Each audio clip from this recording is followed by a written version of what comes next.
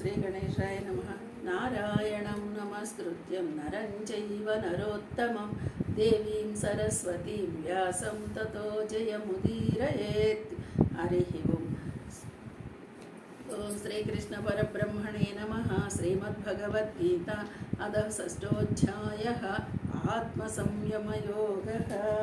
మా 6వ అధ్యాయము 26వ శ్లోకాన్ని మనం ఈరోజు పాఠంగా అనుకున్నాం. యతో యతో నిశ్చరతి మనశ్చంచలమస్థిరం తతస్తతో నియమ్యేతత్ ఆత్మన్యేవ వశం నయేత్.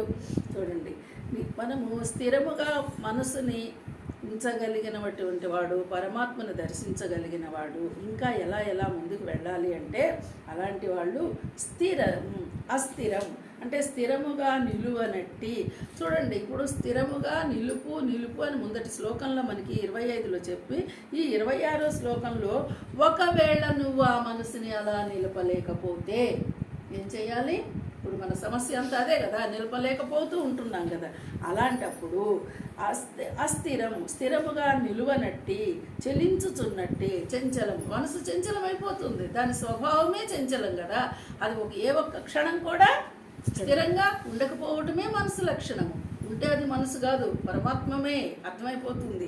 అలా ఆ చంచలించేటువంటి మనస్సును ఏ శబ్దాది విషయముల కారణంగా అయితే ఇక్కడ నువ్వు జాగ్రత్తగా పరిశీలన చేసుకుంటే ఏ శబ్దాల వల్ల, ఏ విషయాల వల్ల, అంటే ఇక్కడ విషయాలు శబ్దాలు అంటే ఏ ఆలోచన నిన్ను ఏ ఆలోచన నిన్ను దారి మళ్ళిస్తుంది అంటే ఇంద్రియాలన్నీ బయటకున్నాయి, బయటకున్న విషయాలు బయట నుంచి తీసుకొచ్చినప్పుడు నీ మనసు చంచలం అయిపోతుంది. మరి ఏ విషయాల ద్వారా నువ్వు చంచలం అయిపోతున్నావు, ఏ విషయాల ద్వారా నువ్వు మళ్ళీ బయట ప్రపంచానికి, భౌతిక ప్రపంచంలోకి వెళ్ళిపోతున్నావు, వాటిని నువ్వు ఎలా గుర్తుపట్టాలి? ఈ విషయాల కారణంగా శబ్ద స్పర్శ రూప రసగంధాలు అని చెప్తున్నాడు. వీటి కారణంగా నువ్వు బయటకు వెళ్ళిపోతున్నావు. మరి ఆ బయటికి వెళ్లకుండా ఉండాలి అంటే ముందట చెప్పారు, నెమ్మదిగా మనసుని స్వాధీనంలోకి తీసుకురాని. ఆ నెమ్మదిగా ఒకవేళ నువ్వు నిలపలేనప్పుడు ఏ శబ్దాది విషయముల ద్వారా నువ్వు విశృంఖలంగా సంచరించుతున్నావో, విశృంఖల అంటే ఎక్కడ అదుపు ఆజ్ఞ లేకుండా నీ మనసు పరుగులు పెడుతుంది. ఇప్పుడు చూడండి, ఇక్కడ విశృంఖలముగా అన్నాడు అంటే నీ మనసుకి నువ్వు ఎంత నచ్చ చెప్పినా కూడా అది పరిగెత్తుతూనే ఉంది. అలా వెళుతున్న మనసుని ఆయా విషయాల నుండి, అంటే ఎక్కడ దారి తప్పుతుందో నీకు అర్థమవుతుంది, ఎటువైపు పరిగెత్తుతుందో నీకు అర్థమవుతుంది. అది అర్థం కానప్పుడు మనం ఏం చేయలేము. కానీ ఈ భావనలోకి వచ్చాక మనసు దేనివల్ల చంచలమవుతుందనేది మాత్రం తెలుస్తుంది. ఆత్మజ్ఞానం కోసం ప్రయత్నించిన ప్రతి ఒక్కళ్ళకి అది అర్థమవుతుంది.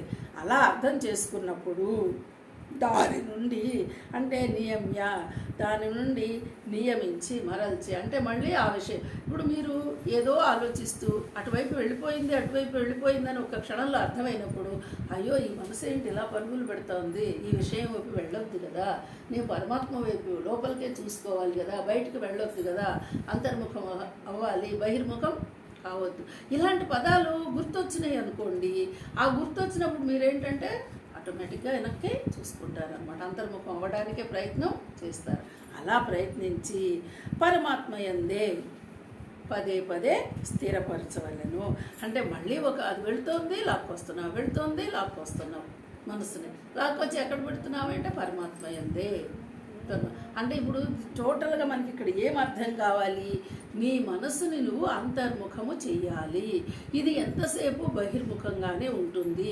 బహిర్ముఖంగా ఎందుకు ఉంటుంది అంటే, ఇదిగో పరమాత్మ సృష్టిలో మన ఇంద్రియాలన్నీ బయటికే పెట్టాడు. ఇవి బయటకు ఉన్నాయి కాబట్టి మనం బయటకే పరుగులు పెడుతున్నాము. బయటకు పరుగులు పెట్టి బయట ప్రపంచంలో తిరిగినంత కాలము, నువ్వు వెతికినంత కాలము నీకు పరమాత్మ దొరికే అవకాశం ఏమైనా ఉన్నదా? ప్రశ్న వేసుకుంటే బయట ఎక్కడా పరమాత్మ దొరికే అవకాశము లేదు. ఎందుకంటే అది నీవే అయి ఉన్నావు కాబట్టి. ఆ అంతర్ముఖమైనప్పుడు మాత్రమే నువ్వు గుర్తించగలుగుతున్నావు. సో బయట ప్రపంచంలోకి పరుగులు పెట్టే మనస్సుని ఏ విధంగా మరిల్చి పరమాత్మ యందు నిరపాలో ఈ శ్లోకంలో మనకి కాస్త స్పష్టంగా చెప్తున్నారు. మళ్ళీ రిపీట్ చేసుకొని చదువుకుంటే మనకి కాస్త అది అర్థమవుతుంది. హరి ఓం. ఇది వచ్చి